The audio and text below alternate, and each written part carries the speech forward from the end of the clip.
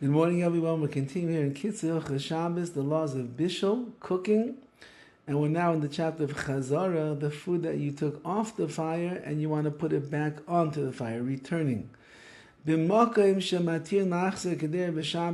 place where we allow you to return the pot on Shabbos to the fire, you are even able to put on a different flame on your stovetop, as long as it is covered properly. Even if the heat and the fire, the flame of the second burner is more than the first one. So this really has to do if you have a blech over your stovetop and you left on more than one burner. Let's say you left two burners on, one you left higher than the other. And you had the cholent, let's say, was on the lower one. And now it's Shabbos morning, and you want to make sure that your cholent is going to really be hot for your suda, for your meal. So you'd be allowed to take the pot and move it over to the second burner, which is going to be higher. You learn from here, you're allowed to exchange and move the place of the fire that's covered. You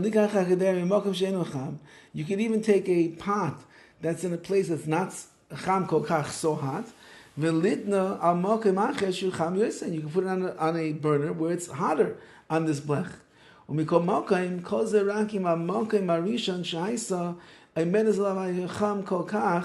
That's only as long as the first place where the pot was on the burner was hot enough, as long as it was keeping your cholent yad saledisva warm enough, then you'd be allowed to move it to a hotter place. But if it wasn't that hot, then it would be considered like if you moved it over to the other burner that's much hotter, so that it would be like a new leaving of the pot on the fire, which we know, as we learned previously, you would not be allowed to do. That's all if it's on the kira, on the stovetop itself. But if it's next to the kira, next to the stove, for example, let's say you had it on top of you had a pot that was on top of an urn, and now you want to put that onto the blech. You're not allowed to put that onto the stovetop itself. Even if the stove would be covered, that would mamish be shehiyah, that would be considered placing something on and leaving it there now for the first time on Shabbos, which we cannot do.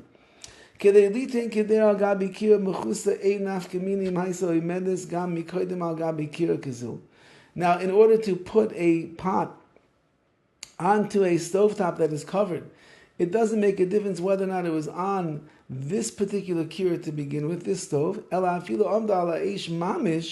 Even if it was on a fire, you could take it and put it onto a stovetop that is covered up. If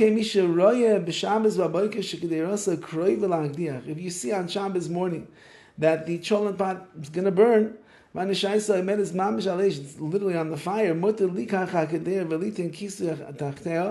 you could take the pot and you could place a cover underneath it and then put the pot on top of there. The main prohibition of chazara, of doing returning of the pot, is when you put it onto a fire that is not covered. And it doesn't really matter how it was before, whether it was covered flame or not a covered flame. Again, these things are not happening. People are not leaving the fires uncovered on Shabbos, but if you would, and you left the pot over there in such a way that it was cooking and it was about to burn, you could now cover the flame and put the pot back on top. And he concludes with whenever we said that you're allowed to return a pot to the fire, if you took it off, that's only when foods were cooked already. But if you have a pot that was already finished, if you have a pot that was not yet finished cooking, then you would not be able to return it to the flame or even move it to a higher flame on the blech, even if it's covered up properly.